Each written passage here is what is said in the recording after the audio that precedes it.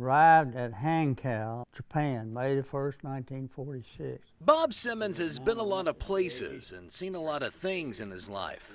I went to Saipan, to Mariana, went on maneuvers and so forth. Today, at age 93, there's not much that he doesn't do. My daughter says I'm a genetic freak. He still plays golf on a regular basis and even plays tennis 2 or 3 times a week. He's experienced a lot throughout his life. Perhaps some of the most memorable moments came during his time of service during World War II. I knew I was going to go eventually. I was sitting by a battery-powered radio, and the news came on of the bombing, given the bombing of Pearl Harbor. I was 15 years old. I'm sitting there and I'm thinking, well, this is probably going to get me in there eventually. Well, it did. It was 3 years after the bombing of Pearl Harbor that Bob was drafted into the Navy right out of high school. After basic training and a brief stay at Pearl Harbor, Bob was off to serve in the Pacific on the LST-1033. One of his crew's biggest jobs was transporting Marines to Iwo Jima for a battle that would help shape the outcome of the war. We were anchored just off of Mount Suribachi. Bob and his fellow sailors used a crane to load the injured Marines onto their ship. He saw things he'll never forget. Well, I don't know if I should even say this. Yeah, I've seen a Marine with his intestines laying on his chest. I saw a Marine floating in the water too, with a big hole in his chest.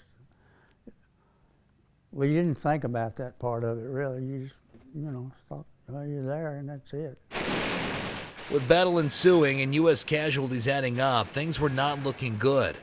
But then, a glimmer of hope rising on Mount Suribachi. They called our attention to it over the public address system on our ship, that there were flag was being raised, and we could see the activity of the flag raising. That flag Bob saw was the American flag, and a sign that victory was at hand.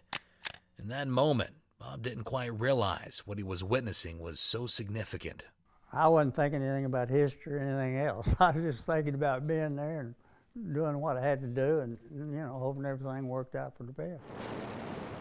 The Battle of Iwo Jima would end weeks later on March 26th and serve as an important victory for the U.S. It was just 5 months after that Bob and his crew heard about the atomic bombs being dropped on Japan. The war was over, and Bob was heading home. Something I did. I'm glad I did, and glad I got through it. Thank God every day I got back. Bob's a humble man. He doesn't like to brag about his service, even when given the chance. Proud to have served your country? I never really thought about it that much, really, that way. I mean, just something happened. I did it, and, life moves on. But today we have this picture and even a statue to remind us that what Bob and the rest of the greatest generation did in World War II is special and something worth being proud of. Thomas Capps, WPSD, Local 6.